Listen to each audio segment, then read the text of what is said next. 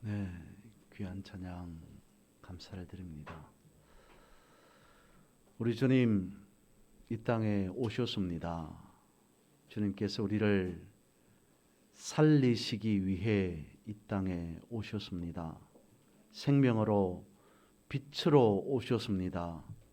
사망 권세 깨뜨리시기 위해 이 땅에 오셨습니다.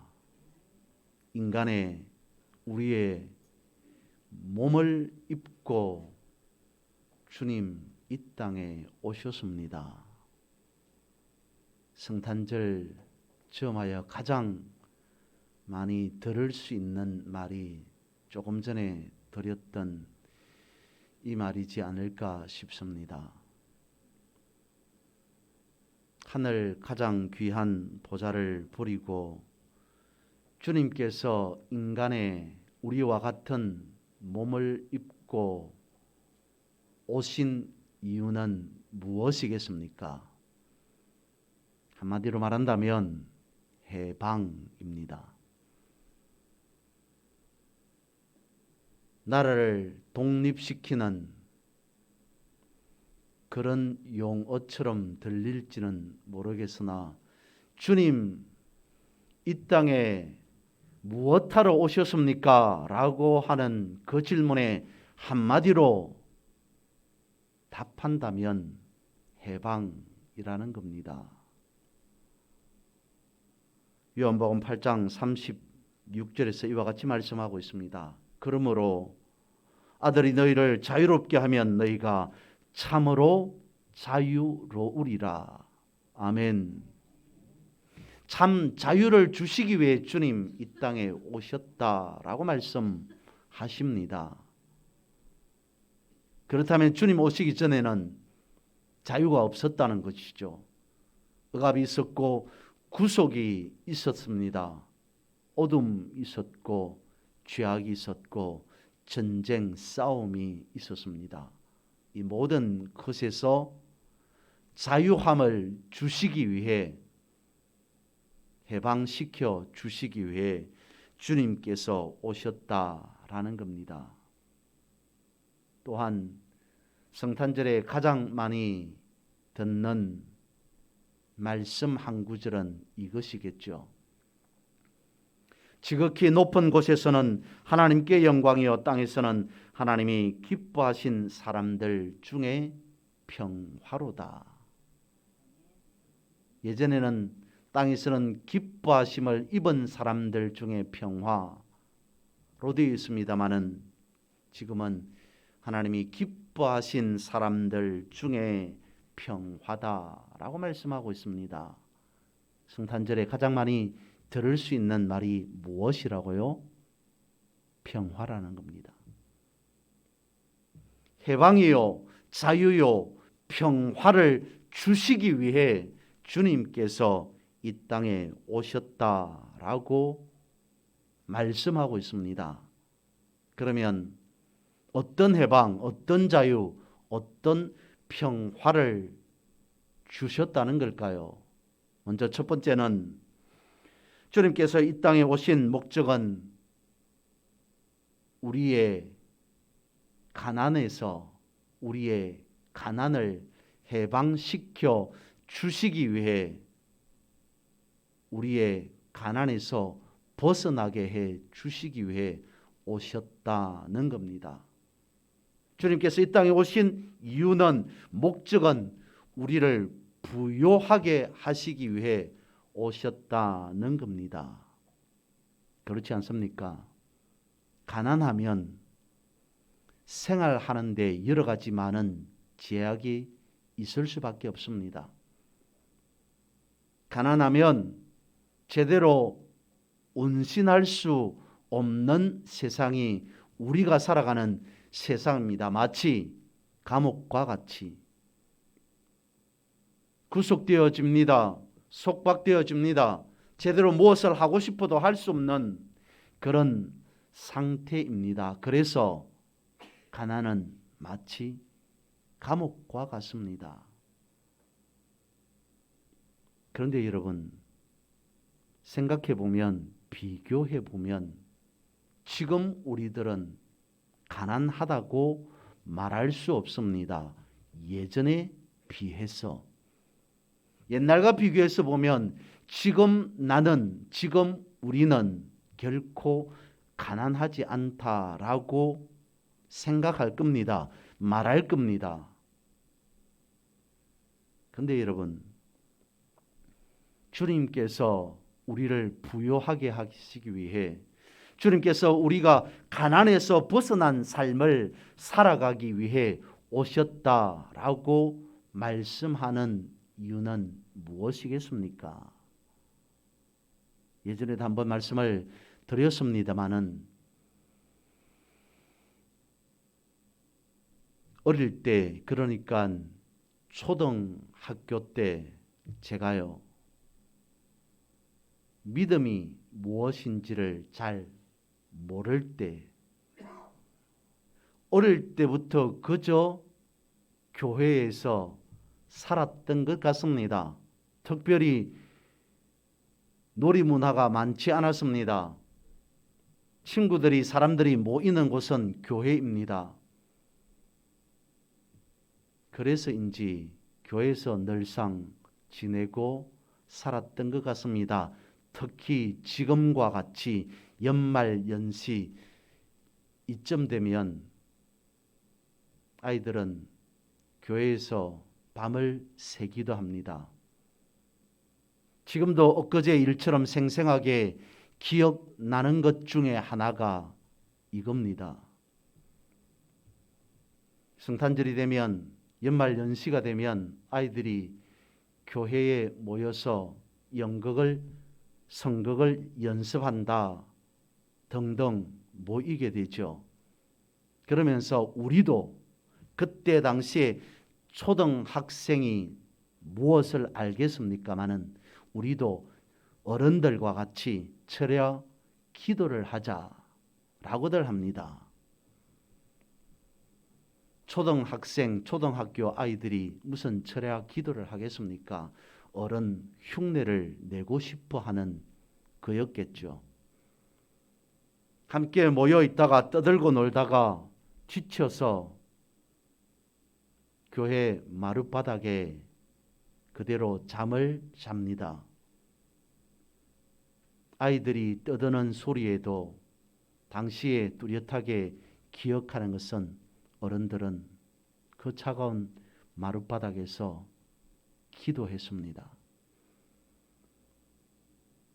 어른들도 피곤하니 우리와 같이 기도하시다가 주무시겠지, 철야 기도는 무슨 이라고 생각했지만 4시 반, 4시 45분 정도 되면 어김없이 예배당 안에 불은 켜집니다. 어른들이 깨우죠. 부시시한 눈으로 일어나 보면 어른들은 그때까지 방석 하나 깔고 그 추운 바닥에 담요 하나 덮고 그 모습 그대로 철야하셨던 것 같습니다. 주무시지도 않고 기도하셨던 것 같습니다.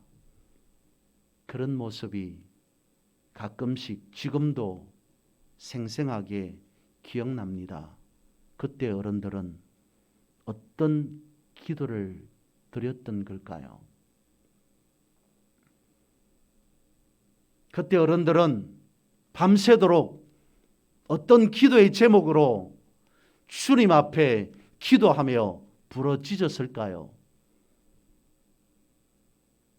몇몇 어른들의 소문을 들어서 알고 있기는 합니다.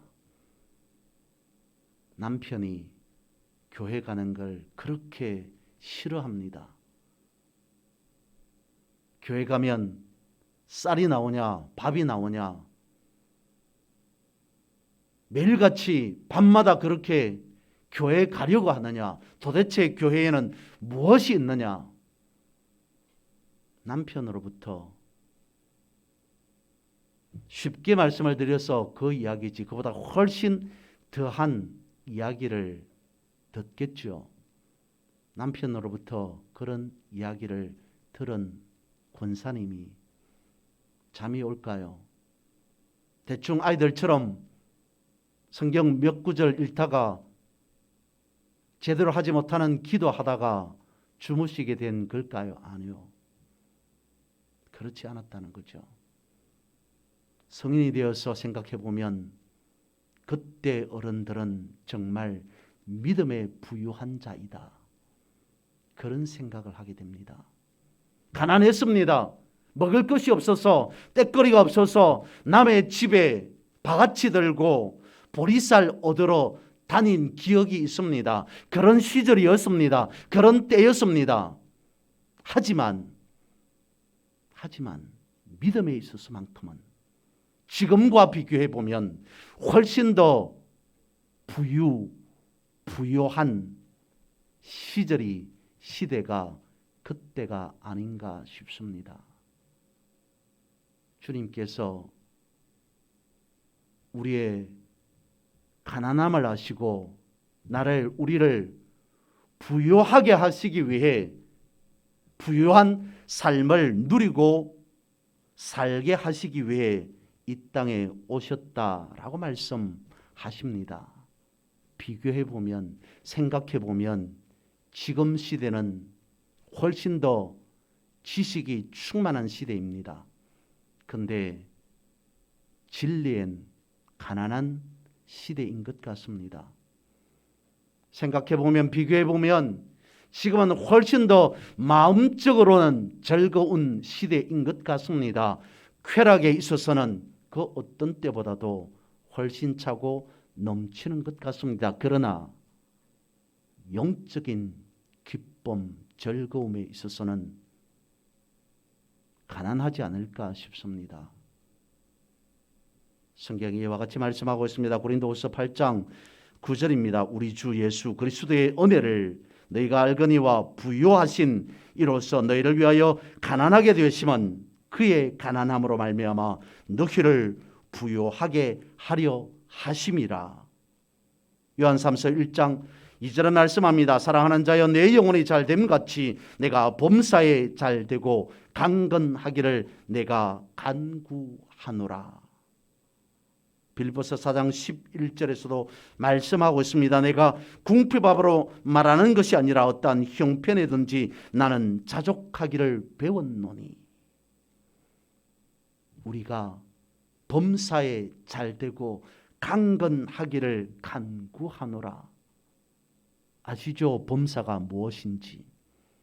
주님께서는 이를 위해 이 땅에 오셨다고 분명히 성경은 말씀하고 있습니다. 빌립보에서도 말씀하고 있습니다. 내가 어떠한 형편에 있든지 나는 자족하기를 배웠다. 가난해도 좋고 부유해도 좋다라는 것이 아닌 자족하기를 배웠다라고 말하고 있습니다. 무엇이겠습니까? 가난을 초월했다는 거죠. 물질적인 어떤 가난, 물질적인 부요를 초월함을 예수 그리스도로 인해 나는 배웠다, 알았다, 깨달았다라고 말하고 있습니다. 그러므로 참된 부자란 물질이 많은 자가 아니라 하나님에 대해 부요한 자, 우리의 영혼이 범사에 잘된 자가 참 부자라고 성경은 가르쳐주고 있습니다. 이어서 두 번째, 주님께서 이 땅에 오신 목적은 죽음에서 우리를 자유하게 하시기 위해, 죽음에서 해방시켜 주시기 위해 주님은 이 땅에 오셨습니다. 여러분, 예수님을 믿으십니까? 예수님을 믿으시죠? 무엇으로 나타내 보일 수 있습니까? 우리가 예수님을 믿습니다라고 하는 믿음의 증거는 무엇이겠습니까? 죽음을 두려워하지 않는 것입니다. 우리가 예수님을 믿습니다라고 말하는 것은 우리는 죽음에서 해방되었습니다. 죽음에서 더 이상 두려워하는 그런 인생 삶이 아닙니다 라고 하는 겁니다. 여러분, 성경은 이렇게 말씀하고 있습니다. 너희는, 오늘 우리는 어떻게 하라고요? 무엇을 먹을까 마실까 입을까 염려하지 말라. 아니, 나도 우리도 먹고 살아가야 되는데, 생활해야 되는데, 가난하면 안 되는데, 물질도 넉넉하게 있어야 되는데, 건강해야 되는데, 왜 무엇을 먹을까 마실까 입을까 염려하지 말라라고 말씀하시는 걸까요? 하나님께서 다 알아서 해 주시기 때문에 그것에 대해서 염려하지 말라, 걱정하지 말라라는 겁니까? 무엇을 먹을까, 무엇을 입을까, 무엇을 마실까? 그렇다면 염려, 근심, 걱정하지 않는 사람 과연 있겠습니까? 이 말씀인 겁니다. 그래서 말씀하고 있는 거죠. 너희는 먼저 그의 나라와 그의 의를 구하라. 먹고 입고 마시고 사는 그 삶보다 훨씬 더 귀한 것은, 훨씬 더 중요한 것은 하나님의 나라를 구하는 것이지 않느냐라고 하는 그것을 말씀하시기 위함이라는 겁니다. 여러분,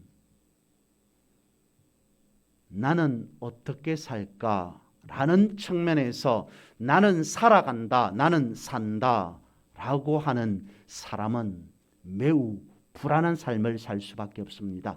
왜요? 내가 제대로 잘 살아보려고 하니까. 내가 어떻게 하면 가난하지 않고 힘들지 않고 어렵지 않고 살 수 있을까라고 생각한다는 것은 죽음이 두렵다라고 하는 말과 마찬가지입니다. 그래서 성경은 우리에게 말씀해 주고 있다는 거죠. 너희가 무엇을 먹을까 마실까 입을까 염려하지 말라. 어떻게 살아갈까라고 하는 것이 아닌 주님께서 우리를 살리시기 때문이라는 겁니다. 그래서 믿음의 선지는 이와 같이 고백한 겁니다. 이제는 내가 살아가는 것이 아니라, 내가 먹고 입고 마시고 사는 것이 아니라 내 안에 어떻다고요? 그리스도께서, 내 안에 예수 그리스도께서 사신 것이다. 그렇게 고백한 믿음의 선지는 어떤 삶을 살았다는 겁니까? 내가 살아간다, 내가 무엇을 한다 라고 하는 것이 아니라 나는 주님으로부터 사신 바 된 몸이다, 인생이다. 살아가는 것이 아니라 살게 되었다라고 고백한다는 겁니다. 내가 산다라고 생각하는 사람은, 내가 잘 살 거라고 생각하는 사람은 늘 언제나 불안할 수밖에 없습니다. 죽는다는 것을 염두에 두었기 때문이라는 거죠. 살아가는 사람은 두려움에 갇힐 수밖에 없습니다. 죽는 걸 염려하기 때문인 거죠. 그래서 우리는 이렇게 고백할 수 있어야 합니다. 우리는 살게 된 사람이다.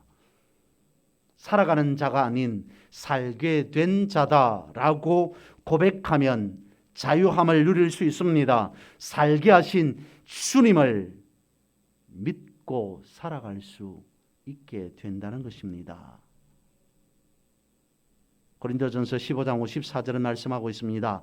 이 썩을 것이 썩지 아니함을 입고 이 죽을 것이 죽지 아니함을 입을 때에는 사망을 삼키고 이기리라고 기록된 말씀이 이루어지리라. 썩을 것이 썩지 않고 죽을 것이 죽지 아니함을 입을 때는 사망을 삼키고 승리하리라, 이기리라, 해방시켜 주리라, 자유하게 하리라, 평화를, 평강을, 평안을 누리고 살아가게 하리라 라고 말씀합니다. 여서 고린도전서 15장 58절에서도 이와 같이 말씀하고 있습니다. 그러므로 내 사랑하는 형제들아 견실하며 흔들리지 말고 항상 주의 일에 더욱 힘쓰는 자들이 되라. 이는 너희 수고가 주 안에서 헛되지 않은 줄 알미라. 무엇에 대해서 힘쓰고 노력하고 애쓰라고요? 먹고 살아가는 것, 내가 산다는 것, 그것에 대해서 힘쓰고 애쓰라라고 말씀하고 있지 않습니다. 죽음에서 벗어나 우리는 하나님이 예비하시고 준비하신 하나님 나라로 들어간다라고 하는 그것에 힘쓰라라고 말씀하고 있습니다. 세 번째로 살펴볼 것은 주님께서 이 땅에 평화를 주시기 위해 오셨다라고 하는 그 부분을 다시 한번 살펴보고자 합니다. 주님은 이 땅에 평화의 왕으로 오셨습니다. 주님은 이 땅에 우리에게 평화를 주시기 위해 오셨습니다. 에베소서 2장 13절은 말씀합니다. 이제는 전에 멀리 있던 너희가 그리스도 예수 안에서 그리스도의 피로 가까워졌느니라. 그러면서 계속적으로 말씀하고 있습니다. 14장 14절, 15절, 16절 이와 같이 말씀하고 있습니다. 그는 우리의 화평이신지라 둘로 하나를 만드사 원수된 것 곧 중간에 막힌 담을 자기 육체로 허시고 법조문으로 된 계명의 율법을 폐하셨으니 이는 이둘로 자기 안에서 한 새 사람을 지어 화평하게 하시고 또 십자가로 이둘을 한 몸으로 하나님과 화목하게 하려 하심이라. 원수된 것을 십자가로 소멸하시고. 아멘. 이 말씀을 여러분 오늘 성탄절 이 거룩한 주일 다시 한번 생각해 보고자 하는 이유는 이겁니다. 지난주에 영상 하나를 보았습니다. 예전이 아닌 수백 수천 년 전이 아닌 지금 이 시대를 살아가는 지금 이 순간 이스라엘의 유대인들이 어떻게 살아가는가라고 하는 영상 하나를 보았습니다. 물론 이스라엘 전체의 국민들이 그렇게 산다는 것 아닙니다. 소수이겠죠. 이스라엘 나라 자체가 그렇게 크지 않습니다. 하지만 소수라고 해서 그렇게 작은 것은 아닙니다만 많은 숫자는 아니겠죠. 극유대주의자라고 표명하고 살아가는 사람들이 있더라는 거죠. 저들은 그렇게 말합니다. 우리는 시오니즘이다. 시온주의. 지금도 하나님께서 이 땅에서 하나님의 나라를, 이 땅을 통해 하나님의 나라를 세울 것이다 라고 생각하고 믿고 살아가는 사람들. 그래서 붙입니다. 극이라는 표현을 쓰죠. 반시오니즘도 있습니다. 시오니즘, 극유대주의자들은 이렇게 산다고 합니다. 일상생활을 하지 않습니다. 남자들은요. 하루를 어떻게 시작하고 어떻게 마치냐면 성경 공부만 합니다. 성경 연구만 합니다. 토라, 즉 구약 성경 율법만 하루 종일 읽고 또 읽고 공부하고 또 공부한다는 거죠. 남자들은 생활을 하지 않습니다. 쉽게 말씀을 드리면 학교에 가서 늘 언제나 토라만 공부합니다. 어떻게 먹고 살아가냐고요?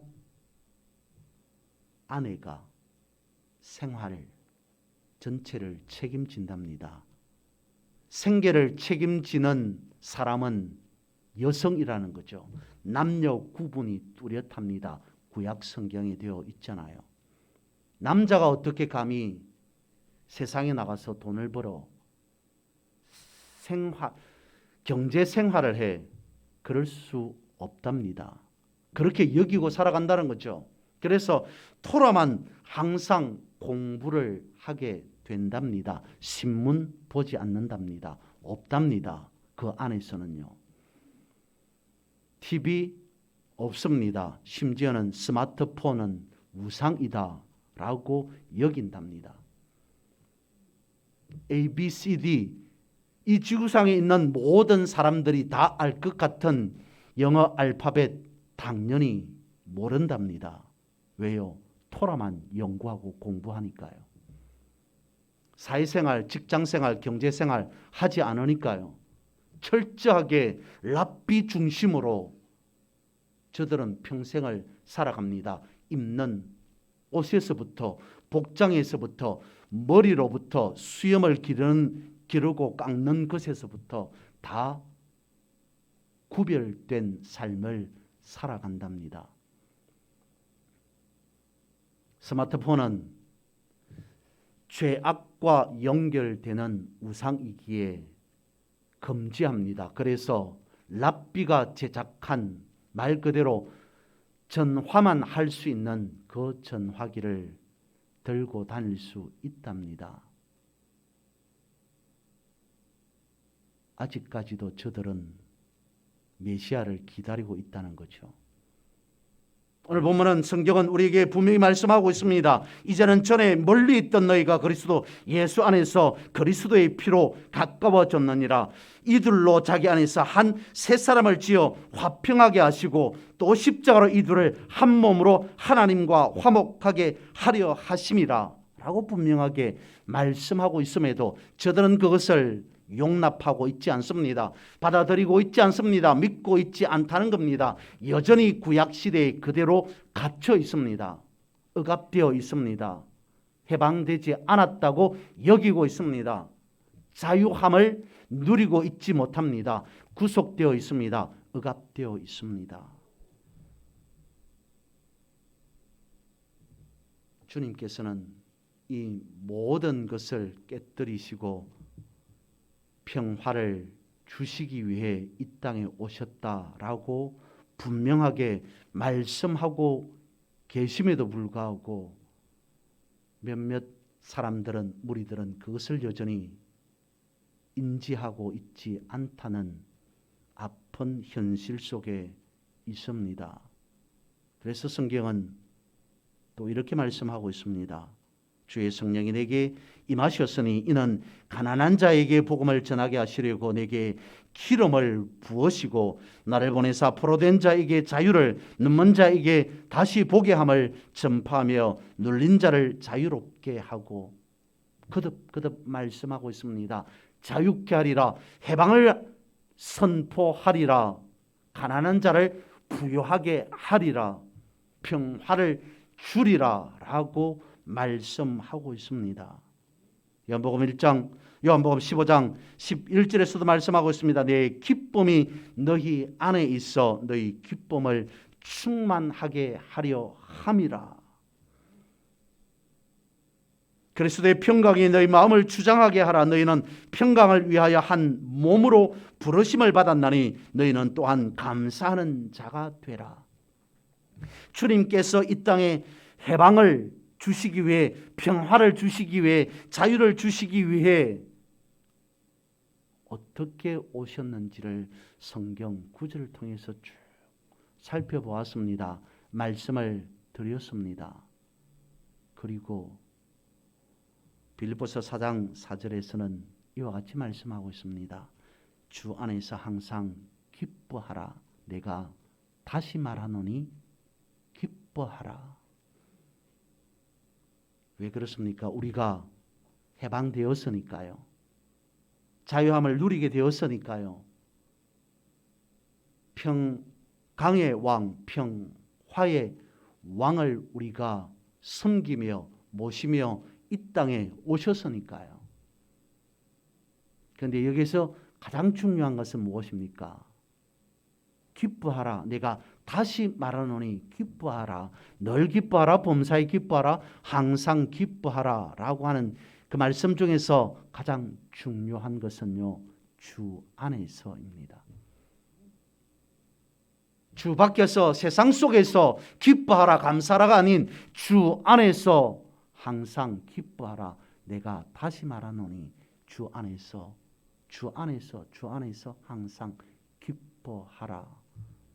주 안에 삶을 살아가는 사람은 기뻐하는 삶을 살 수밖에 없습니다. 아멘이십니까? 왜 그렇습니까? 자유함을 누리고 살아가기 때문이죠. 해방되었기 때문입니다. 평화의 왕을 우리가 믿고 살아가기 때문인 겁니다. 말씀을 정리해 봅니다. 평지에 있다가 고산으로 높은 지대로 올라가면 올라갈수록 부족한 것이 있습니다. 희박해지는 것이 있습니다. 산소죠. 고산 지대로 가면 갈수록 제대로 숨을 쉴 수가 없습니다. 산소가 부족하기 때문입니다. 살아가면서 인생에서 소망이 희박할 때가 있습니다. 언제일까요? 세상 속으로 파묻혀 살아갈 때, 주님과 멀어지면 멀어질수록 소망은 희박해질 수밖에 없습니다. 그래서 사람들은 교회를 찾습니다. 신앙을 찾습니다. 교회로 왔습니다. 세상 속에서 찾을 수 없는 소망을 찾으러 교회로 왔습니다. 그러면 교회 안에서 무엇을 발견해야 됩니까? 예수 그리스도잖아요. 세상에 없던 것을 찾기 위해, 발견하기 위해 신앙 공동체, 믿음의 공동체 안으로 왔습니다. 그렇다면 최소한 교회 안에서만큼은 세상 냄새가 나지 말아야 되죠. 교회 안에서만큼은, 믿음의 공동체 안에서만큼은 예수 그리스도를 발견하려고 해야 합니다. 내가 세상에서 어떤 사람이든지 간에, 내가 세상에서 어떤 삶의 형편에 있든지 간에 그것이 중요한 것이 아니라 믿음의 공동체 안에, 교회 안에서만큼은 예수 그리스도를 발견하려고 해야 됩니다. 그런데 교회 안에서조차도 세상을 발견합니다. 그러면 예수 그리스도는 어디에서 찾을 수 있습니까? 주님께서 분명히 말씀하고 있습니다. 내가 평화를 주러 이 땅에 왔노라. 지극히 높은 곳에서는 하나님께 영광입니다. 왜요? 하나님의 자리를 버리고 주님께서 인간의 몸을 입고 이 땅에 왔기 때문에 목적은 뚜렷합니다. 우리에게 없었던 평화를 주시기 위해, 처절하게 죄악과 싸워서 이기지 못하는 우리를 긍휼히 여기시고 자유함을, 해방을, 평화를 주시기 위해 이 땅에 오셨다라고 분명하게 말씀하고 있습니다. 우리는 남들과 같이 세상 속에서 그들과 같은 모습으로, 모양으로 살아갈지라도 주님 안에서만큼은, 신앙 공동체 안에서만큼은, 교회 안에서만큼은 세상이 아닌 주님을 발견해야 됩니다. 평화의 왕으로 주님이 오셨기 때문입니다. 그래서 세상의 매인자가 아닌 주님 안에서 가장 자유롭고 평온한, 평안한, 평강의, 평화의 주님을 발견하며 내년 한 해에는 진실로 믿음의 공동체 안에서 이와 같이 온전히 평화를 누리고 살아가는 저와 여러분 우리 모두가 되기를 주님의 이름으로 선포하고 축복합니다.